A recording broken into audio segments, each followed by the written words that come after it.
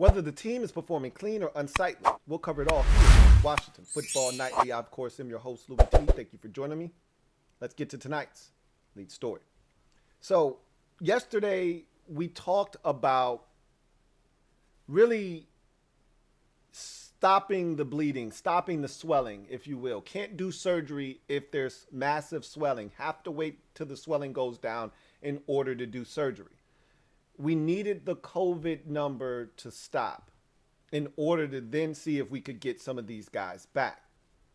Well, the good news is we have heard no new positive COVID tests for the Washington football team. And don't think that that number is done, because other teams have had more positive tests. The Giants had another player or two test positive today. The Browns, who were right there with us, have taken the lead now. They had 4 more players test positive today, bringing their grand total with coaches and players to 20 now. And they have a game on Saturday. So, again, there was no guarantee that we would be stuck at 18 and that number could start to come down. But the bigger news of the day, that was the first piece of news, that we needed the COVID numbers to stop elevating, stop climbing. And now we want to try to work in reverse and start getting some of those guys back. Well, we got that first part of the equation done. We didn't have any new positives today, right? And we had practice. Everything seemed to go without a hitch. So that's positive news. The next thing that we need now is for the NFL to rework their protocols for COVID-19. And we knew that this was going to happen because we're seeing an outbreak across the nation. It's not just an NFL thing. It's not a local thing. It's not just in Florida. It's not just in California. It's everywhere. COVID is spreading wide across the nation. It's becoming an issue again. And so I've always said that sports is like a microcosm of society. I feel like that when we're talking about political issues, when we're talking about things that affect us as people, or we're just talking about something like a pandemic. I always feel like sports is a microcosm of the rest of society. And this is another example of why I feel that way, because we've seen this outbreak in the NFL, and that's what's happening across the country. So what the NFL has done now, because, I told you already, the NFL only cares about 2 things: their bottom line and protecting the shield, their image. And so right now, COVID is running the risk of cutting into their bottom line because they need to put games on TV. They got 2 games on Saturday. They're not looking to postpone those. They're not looking to. That is a prime time window for them. They've got a lot of TV marketing dollars that they have to uphold. They're not moving those games. And so they're going to find a way to play these games down the stretch. A lot of product left on the table for the NFL. Still 4 weeks of football, 15, 16, 17, and 18. Then you got the playoffs. They're going to finish this season by hook or by crook. So the thing that they're interested in is making sure that these players are able to play on Sunday. So what the NFL and NFLPA have done is they've agreed on new testing and protocols for COVID-19 in these NFL facilities. And what that's effectively going to do for a team like Washington in this upcoming week is it may allow us to get some guys back. So all you need to know, I'll give you the skinny of this thing, the quick version, the efficient version is essentially this. If you have a player that is tested positive for COVID, but they're asymptomatic and they are vaccinated, all they need are 2 negative tests, really 1 negative test, and then you have to get a rapid test done. And if that rapid test also comes back negative, essentially you're ready to go. Okay. So they're expediting the process. As Dr. David Sills said, which he said, look, want to make sure you guys understand, we're not lessening the restrictions of COVID-19 protocol. We're not slackening or loosening anything. We're just making it more efficient for players that have tested positive, that are asymptomatic, that aren't really at risk of spreading the virus to other people that could have issues. We want to get those guys back on the field as quickly as possible. So, which To me, I don't know if that makes any sense or not. But if you're testing negative, that's all that matters. I guess. Again, I'm not the person that needs to be, fielding questions on this. I don't necessarily understand everything. I just know for this upcoming week, if we've got some guys with either a false positive, which I don't know if that's the case. I think these are legitimate positive tests that we've seen with the 18 players that Washington now has on the COVID-19 list. But the large portion of them, if you listen to Ron Rivera, these are vaccinated guys. Of the 18, let's just assume, for shits and giggles, and we don't know this. I can't confirm nor deny this. Let's just assume, though, of the 18 players, 13 of them are vaccinated. 5 aren't. Those 13 players could be eligible if they are able to test negative. It has to be at least Saturday. They have to take a test Saturday, come back negative on Sunday. They could then get a rapid test done. If that comes back negative as well, they can play on Sunday. Okay, you can't have a test done on Sunday, have that come back negative, and then get a rapid test. You have to have that done the day before. So if we have one of our players that's been out due to COVID, say they tested positive on Monday. Well, if they test negative on Friday and then they get another test done on Saturday and it's negative, they could play. If they get a test done on Saturday, it's negative, and then they get a rapid test done on Sunday and both are negative, they could play on Sunday versus the Eagles. So what the NFL has essentially done is they've made it a little bit easier for vaccinated players who are asymptomatic to have a chance to play and not have to miss game action. Essentially, they're trying to protect their product, get as many of these players on the field as possible so that they don't have an inferior product, so that they can continue to make money hand over fist, which may ultimately benefit us on Sunday. That said, I'm not holding my breath. Neither should you. Assume that we're going to go into this game super shorthanded and really be essentially against all odds going into this game. That's how you should be approaching this game. That's how I'm going to approach this game. And until something changes, that mindset or that theory, I'm going to continue going forward thinking that we're going to go into this game extremely shorthanded and it's going to be very improbable for us to come out victorious. That said, let's take a look. And this is the only thing that gives me any hope is what we're about to take a look at as we switch gears to in other news. Let's take a look at the injury report for both teams, starting with the good guys. And honestly, I've already told you the Eagles are going to have all their players. Their gun is going to be fully loaded for Sunday's game. Now, I've heard one of the beat reporters for the Eagles come out and say that, hey, Jalen Hurts, not necessarily a done deal to play on Sunday. He's right now trending in the same direction he was against the Jets when he ultimately didn't play.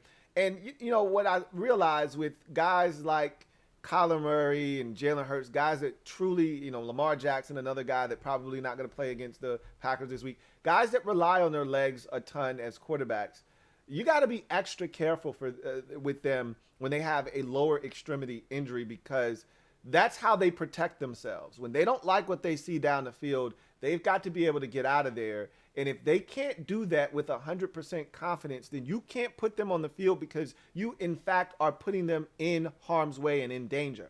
That's why the Cardinals were so cautious with Kyler Murray. He could have probably come back a week or two earlier than he did, but they held him out because they wanted him as healthy as they could get him before they put him back on the field. You're going to see the Ravens probably do the same thing with Lamar Jackson. And I think you may see the Eagles do the same thing. I think he's going to play. The man's had 3 weeks off. I don't know how significant the ankle injury is. If it's a high ankle sprain, he could miss the game.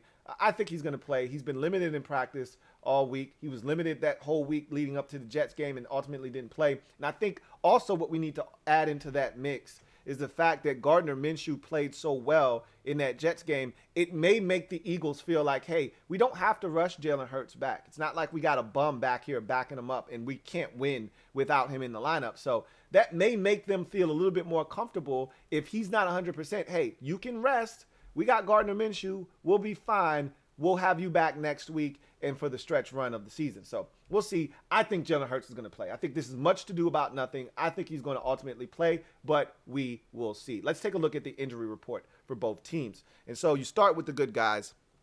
And This is really encouraging what you're looking at. So yesterday I told you Wednesday for Washington, and I can't speak for league wide, but for Washington in particular, that's the day where if you've got any ailment, if there's any question as to whether you're feeling good or not, you just sit out of practice on Wednesday.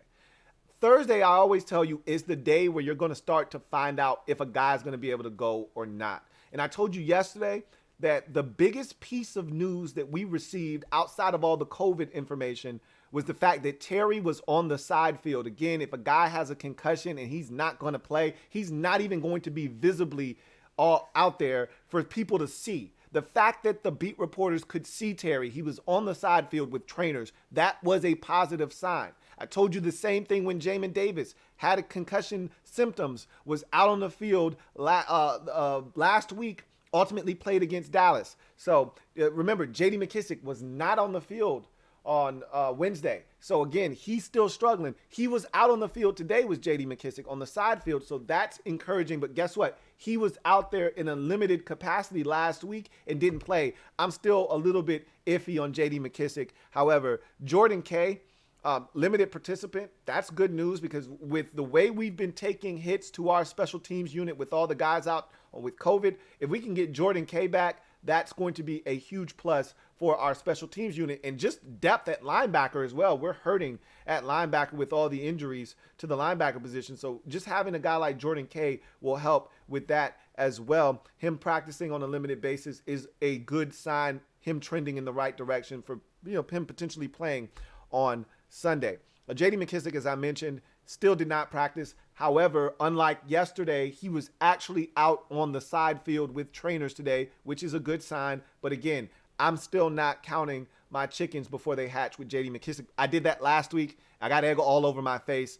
I'm just going to assume that JD's not playing until he is playing. But a guy that I am more optimistic about is a guy that I told you when he got injured, he's not playing this week, so don't look for him. It's Terry McLaurin. Well, yesterday when we found out, and I told you guys this yesterday, when he was on the side field, I said, wait a minute. Tomorrow's going to be huge because this sounds like Terry may practice tomorrow. Well, here we are on Thursday. Terry's out there on a limited capacity. He took part in positional drills. That's trending in the right direction for Terry. And man, do I love me some Terry McLaurin. If he finds a way to play, this guy is effing awesome because we could use him. We don't have a lot going for us defensively with all the guys out, but the offense could be intact if a guy like Terry is able to suit up. That will give us a spark offensively. Curtis Samuel, hamstring, didn't practice today. He was on the side field, however. Don't look for Curtis Samuel. You know how I feel about him. I would just put him on IR. They're not going to do it. They obviously want to continue to see if he can play. He hasn't done anything this season. I just say you just hit the reset button next year and hopefully start to coop some dividends from this investment that we made in Curtis Samuel. But never, ever trust a man with two first names. Did not practice today, nor did he practice yesterday with a hamstring. Cole Holcomb, he's going to play. No worries there. Same can be said for Brandon Sheriff. And if things continue trending in the right direction, Taylor Heineke. So these are all guys that I'm not concerned about. Neither should you. As long as nothing happens from a setback standpoint with any of those guys, they're going to be out on the field. So this is a positive injury report for Washington because, Terry may play, Jordan Kay may play, and you already know what it is with Cole Holcomb, Brandon Sheriff, and Taylor Heineke. You don't need to concern yourself about those guys. So the big news here is Terry is trending towards playing. Now, again, don't get ahead of yourself. This is the same thing we thought with J.D. McKissic last week. He did not play. However, Terry is a different animal, and Terry didn't have to be carted off the field. We could be trending towards Terry McLaurin playing on Sunday, and that's something that I didn't think. I can't speak for any of you out there. I didn't think was going to take place just, a day or two ago. So we transition from Washington to the Philadelphia Eagles. And again, I don't need to spend a lot of time here. Every single guy on the injury report practiced yesterday. They practiced again today. Some have changed from limited to full. Some still limited. Doesn't matter. Every single guy on this list is going to play. With the exception of Jalen Hurts, we still can't be 100% sure about his ankle. I still think he's going to play.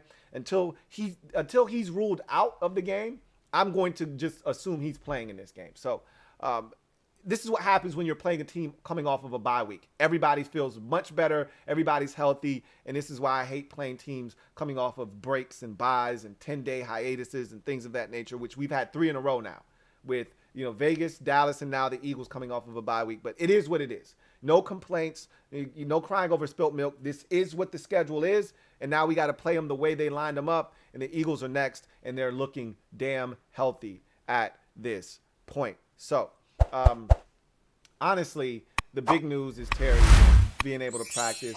That gives me a little bit of confidence that maybe, just maybe, he'll be out there for us. Right now, Washington has 40 players on their active roster, meaning they've got 13 roster spots available for Sunday's game. Now, I think they're holding out hope that they can get some of these guys back due to the new protocols.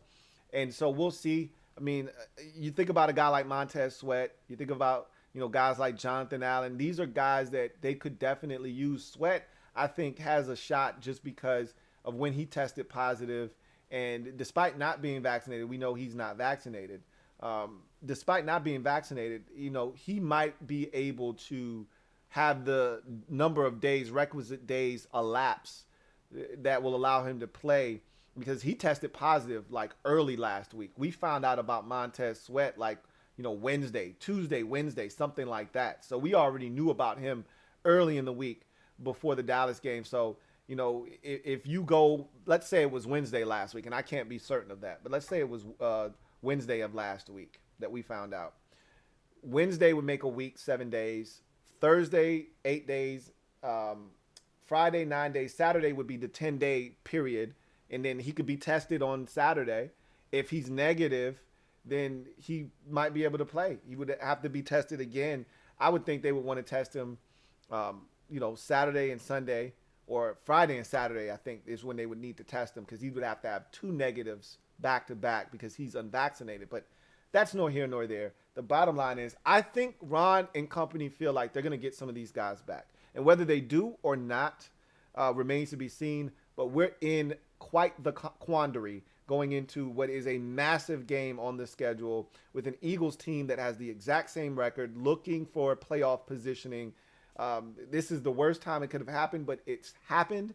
And for me, I'm going in with absolutely no, I repeat, no expectations. If we win, I'll just say this, and then we'll get out of here.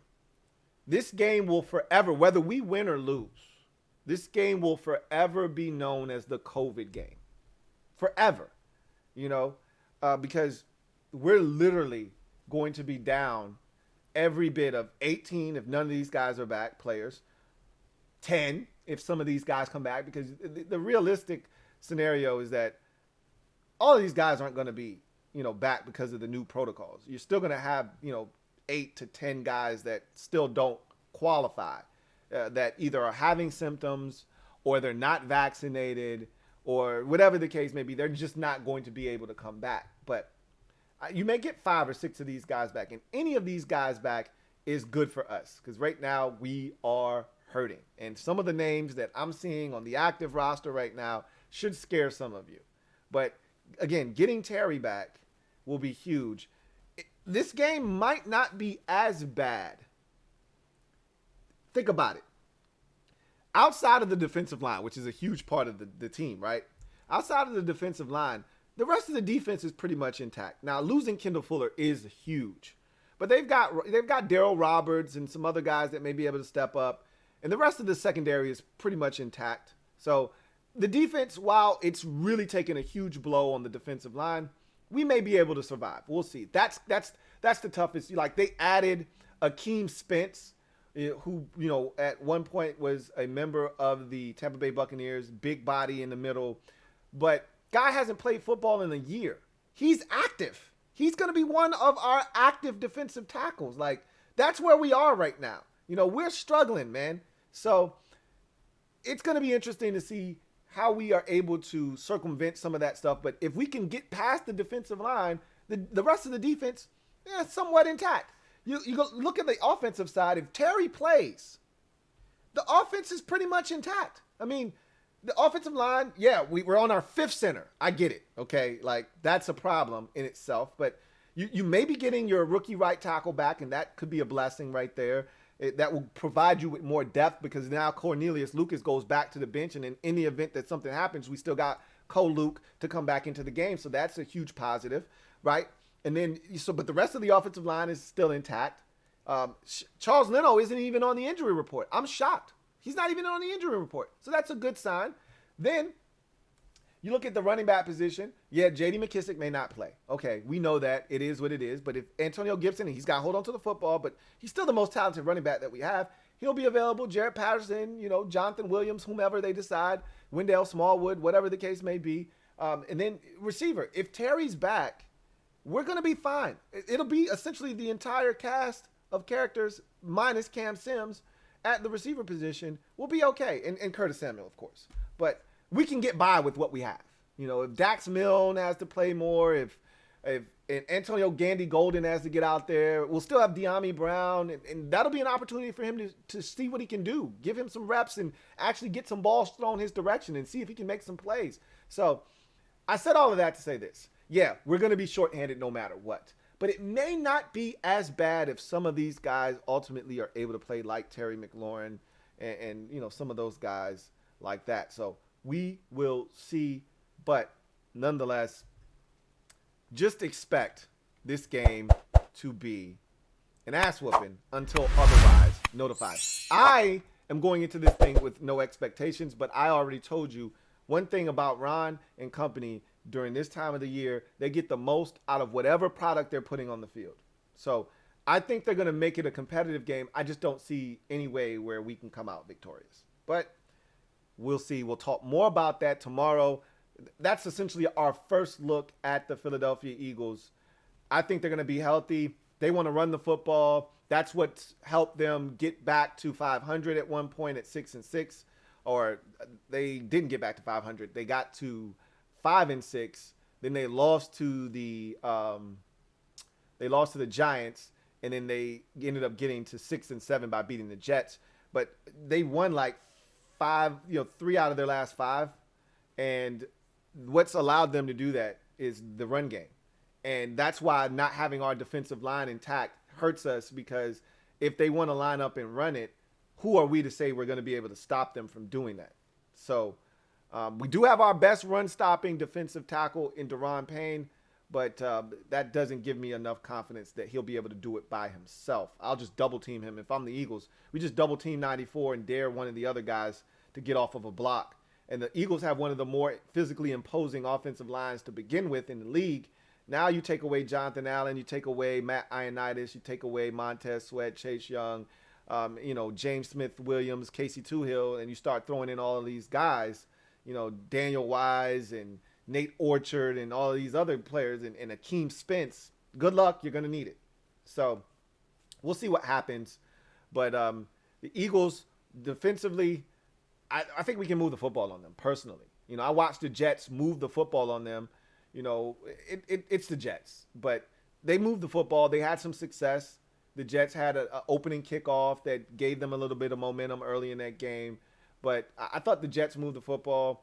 I think we can move the football, but we're going to have to protect up front. That's not a secret. We didn't do a good job against Dallas. We're going to have to do a better job against Philadelphia. We'll talk more about all of that, our keys to victory, and then some tomorrow. Hopefully we'll have some good news to talk about with some of these players. Maybe J.D. McKissick practices tomorrow. Maybe Terry makes it 2 days in a row that he practices. Maybe we get some news on some of these guys having negative COVID tests and that they may be able to have another negative COVID test and then they'd be reactivated off of the COVID reserve list. So we'll see what happens. But nonetheless, whatever happens, we'll break this all down, keys to victory, and see if we can't find a way to make this a competitive game. All I'm asking for from the fellas is to have a chance in the fourth quarter. That's it. I mean, that's all you can ask for with the cards that have been dealt to us. We'll see if they're able to make that happen or not. But that's going to do it for me, your man Louie T. I thank each and every single one of you for joining me here